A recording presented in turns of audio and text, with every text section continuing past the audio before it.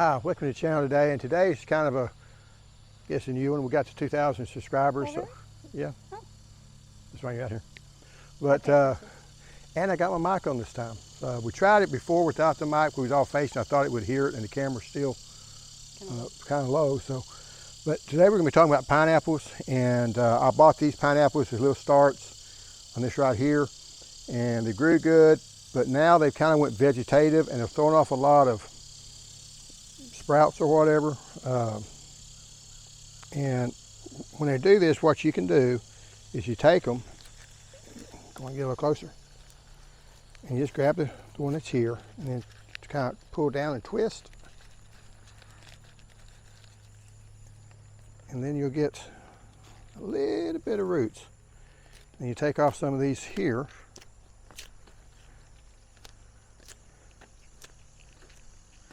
and I heard sometimes that this is called white jade, and sometimes they go vegetative like this, that they're just wanting to grow a lot of vegetation instead of growing the fruit.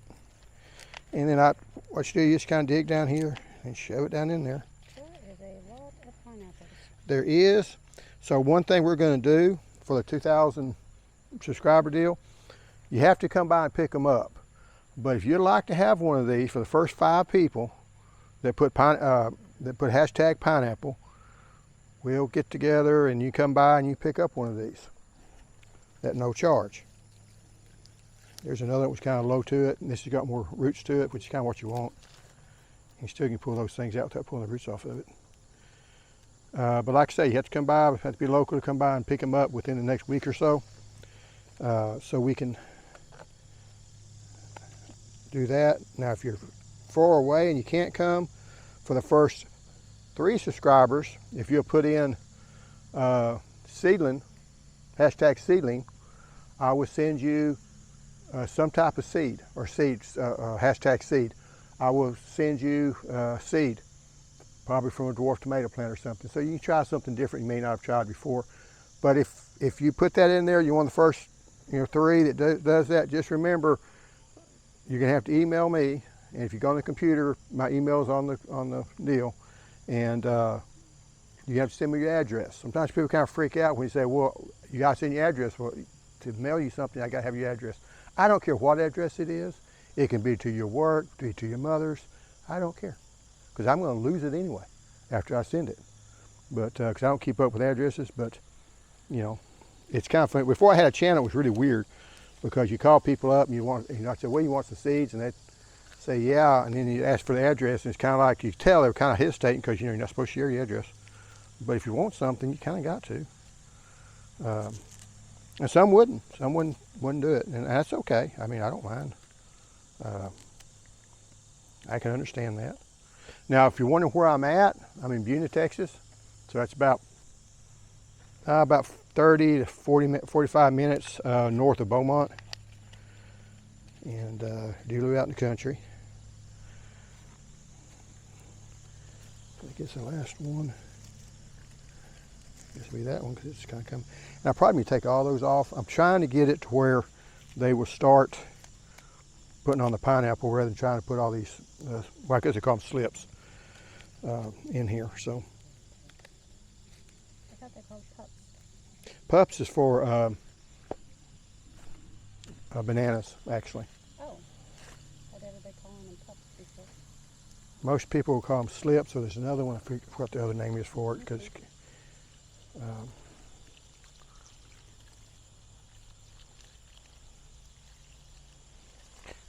and one other thing, like I said, I'm just watering these in. Because anytime you put something like this, you always water it, because you can have air hose or whatever in it. Now some of these I've done a week or so ago.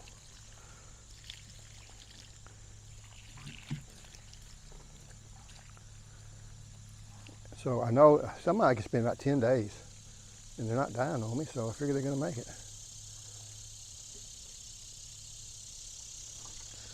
But anyway, the other thing I was going to show you, if you'll notice on this one, it's kind of yellow on top, and you may wonder why that is. And when researching this and trying to figure out why I kept throwing slips off of it, and all they were saying, well, sometimes they go vegetative on you, I put this one over here over here under the tree. And if you'll notice, it's getting darker green. So what it is say if they get too much sunlight, that they'll turn kind of yellowish. So you need to they're getting too much sunlight. It's kind of bleaching them out. So here's where it becomes real critical of where you're at. You know, I'm in Southeast Texas. We get plenty of sunlight. They were getting full sun. I mean, they're getting probably, you know, very little shade where they were at. A lot of times when people talk about full sun, it's 6 to 8 hours. Because a lot of people say, well, I can't grow anything, I don't have full sun. Well, 6 to 8 hours is not what I would consider full sun. I think full sun is you set them out there and they bake all day long. But full sun actually means 6 to 8 hours. So having, especially afternoon shade, is not a bad thing for most plants where we're at. Now, if you go up around Michigan, it's a totally different story. You know, they need all the sun they can get for whatever reason. But for us in the deep south, the sunlight sometimes is just too much sun for it. Since we're here, we're going to go take a look at the other pineapples and kind of show you what they're doing. And like I said, that one's called White Jade. It's supposed to be a coreless one, so the core in it is not supposed to, it can be where it's edible. It's still a core, but it's supposed to be edible. They're not a real big, you know, they're a smaller pineapple. And apparently the reason they're so popular is because they put out so many pups, because I probably got 14 different plants off that one plant. So, but over here, and this one has gotten full sun, and you see that's the kind of yellowish that you're seeing on it. So now they're doing that. The other ones seem to be okay.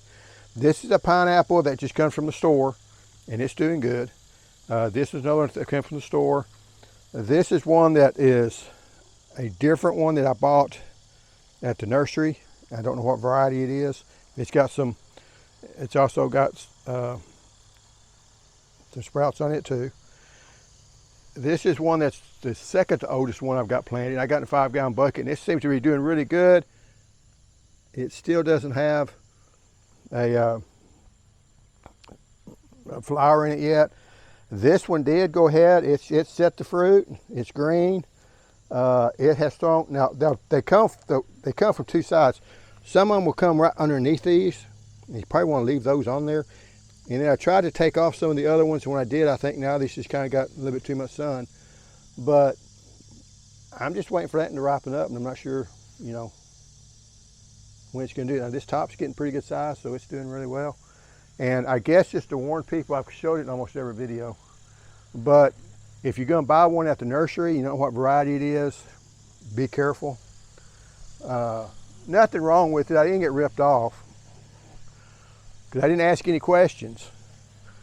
But this is one that is just an ornamental pineapple. That's as big as it gets. And it's got the little stuff coming off the sides, slips coming on the sides. Then it's got the bigger slips down there. And they do have thorns or stickers on it. They got spines all over it. So I mean, if I was to pick this up, I'd have to use leather gloves. So that's the pineapples that I have. I will kind of keep y'all uploaded. Thanks for all the people that subscribed. And if they don't subscribe, please subscribe. Make some comments if you have any questions. The one thing I was going to do is kind of tell a little bit about our background. Oh, okay. So, you know, I grew up in Texas, and my dad worked for USDA, so we moved all around Texas. When I was born, it was out in West Texas, up around La Mesa. Then we moved to Beeville down in South Texas. Dad didn't like South Texas, so we actually was in West Texas because he was teaching school, and then he finally got a job with the USDA in Kaufman in East Texas, and then they transferred him to South Texas. He didn't like South Texas, and he finally got the promotion to go to Central Texas up around Waco, and that's where he retired at. And when I got out of college, you know, I went up around McKinney, up north of Dallas for a couple of years, and then I moved from there out to a little town called Paducah, Texas, which is kind of a godforsaken little place. Its notoriety, well, I ain't gonna say that, but what it was known for, that in Dale City, or Andrews. Mm-hmm. But anyway, they were kind of known as the two really bad spots you didn't want to show up in Texas. And then moved from there to Haskell, which is north of Abilene. Me and Kelly got married in Paducah. Her dad was the evangelist, and we met when I went back to visit some friends in McKinney, and we got married. And then we went to. She made a mistake of saying I'd go anywhere as long as I didn't have to go to Arkansas. And then she seen Paducah, but and Paducah's just a little town, bunch of cotton farmers that really didn't like the government, and you know, most all the farmers were older than I am now, and kind of set in their ways and pretty cranky. And I mean, if you're just having to farm cotton, I might be cranky too, because that's a hard life. You're always just hoping that everything goes right, and normally it don't, because it was kind of marginal cropland. But as far as gardening and stuff, I've been gardening ever since I was a kid. I remember the first one I planted a little mimosa tree. Now things were different back then. I call this the bubble wrap generation, because today we got all kinds of safety stuff for kids. And the unintended consequences, and I'm going to say right now, I'm all for safety. However, it seems like today kids take all kinds of chances because they got so much gear on that you don't get hurt. You know, when we rode that bike, and we didn't ride real fast because there was a bar right up at the top of the boy's bike, and you always had a bike that was a little bit too big for you because you had to grow into it, because you only get one bike. You know, it wasn't like you got a bike every year. You might get a bike every 6 or 7 years. So that means you barely able to touch the ground, and if you fell off that bike on that seat, it hurt. You didn't worry about scraping your knee, so you didn't go really fast. We had one girl one time that got late. They'd ride their bikes to school, because we a town of about 2,000 people. We rode bikes all over town. No one cared, and they'd ride their bikes to school, not because the parents didn't have cars. They just wanted to do it. I don't think I've done it very often, but I did ride with the kids other times. And since she was late for school, she tried to catch up with the other kids, and she rode too fast, hit a pothole, and broke her arm. And they stopped us being able to ride, because, you know, having an accident had consequences. I had roller skates, and they were the roller skates that were metal roller skates. The wheels were strapped on the shoes? The wheels were metal. Everything is metal except for the leather strap that kept them on. And you could grow several sizes. Well, that's what I'm trying to say. And that's all you had. You didn't go very fast. But I did learn how to skate with those. And you did, like I say, you didn't go over. We had no safety equipment or anything. Now, when I got older, they had. We did get into the rollerblades, and rollerblades are fast. And some fool decides to put the brakes on the back of the rollerblades, and no one knows how to use them that I knew of. And one day because I was youth pastor, so rollerblades got to be really popular. I knew how to skate, so I bought rollerblades. Realized they were a lot faster, and I was riding my rollerblades out in front of the house with the kids, and my oldest kids was 3 or 4 years old, and the oldest one, and I was rollerblading, and so I kind of stood up. Instead of crouched down, I kind of stood up, and I kind of lost my balance and went back. And when you go back, that back brake hits, and then it slams you forward. And basically, I slammed forward. I started feeling to see if I'd broke anything, and I hadn't, but it was hurt. But luckily, we did have the safety stuff on, and I did have because we had talked when we bought the rollerblades. We was talking about. I knew, since they were faster, I knew I was going to need knee pads in case I fell down, because I was in my 30s at this time. And the little guy looked at me and said, "The most important thing is wrist guards," and that was true, because when I hit, the gravel actually had grooves in that plastic where it hit. And I did have a piece of glass that stuck in my wrist I didn't know for a long time. And it came out like several years later. But my wife was sitting there. She couldn't skate very good. No, I Still don't can't. like skating. And my oldest son was saying, "Dad's dead, Dad's dead, Dad's dead." And just kept saying, "Dad's dead." I was holding on to a mailbox trying to stay upright. Going about 2 inches every step. And I'm laying out in the middle of the road, realizing that I've got to get up, because otherwise I'm gonna get run over, because the help's not coming. And I finally got out of the road, and I could not lift this arm. For the first week, couldn't lift it at all. I couldn't go like this. The next week I could go about like this. The next week about like this. And over about 4 to 6 weeks I could move it again. So I never did go to the doctor, because I thought about going to the doctor, but it kept getting better.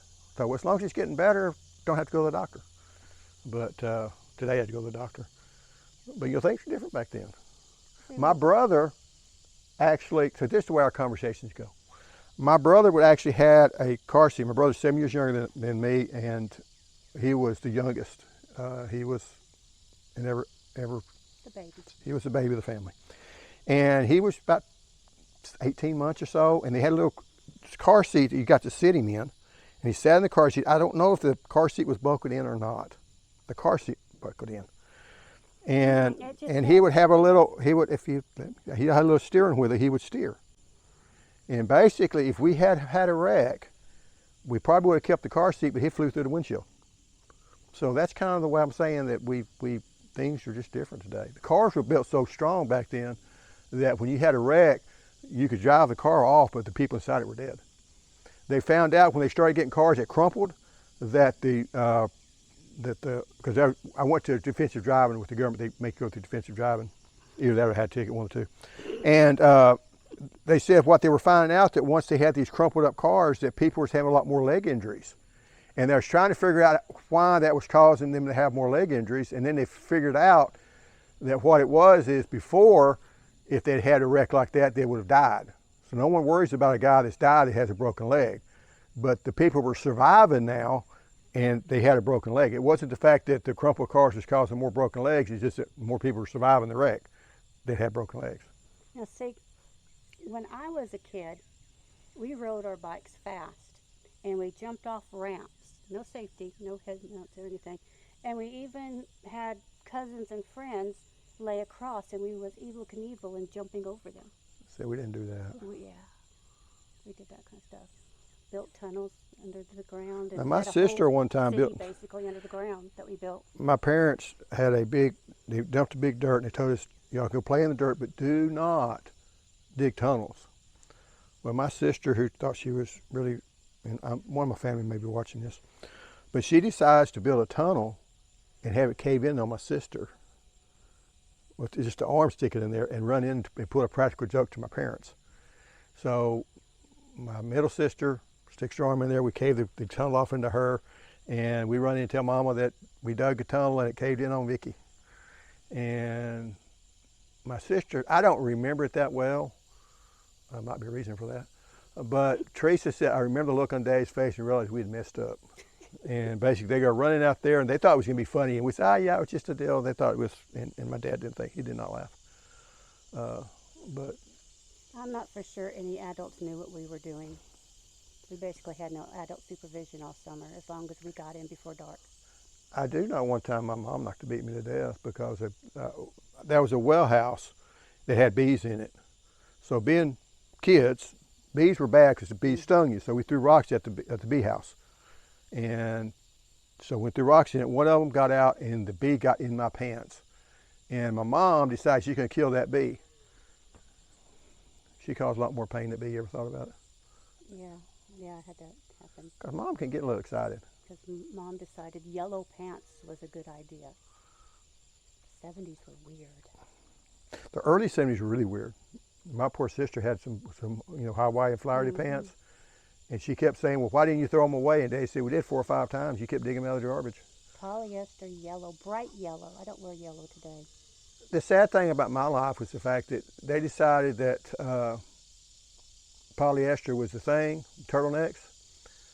Well, let me tell you something. Polyester turtlenecks don't look good on anybody, but if you're a little skinny kid, I have to worry about dates, man. And we got to buy, we weren't poor, but we were raised poor. In other words, we never worried about going hungry. We always had clothes, but we'd always have the cheaper food, the cheaper clothes. And there was a store in town called Burleson's. That's a guy ran it. It was a clothing store. And they have a $1 table and $2 table. And then they had the rest of the clothes that people had money could shop at.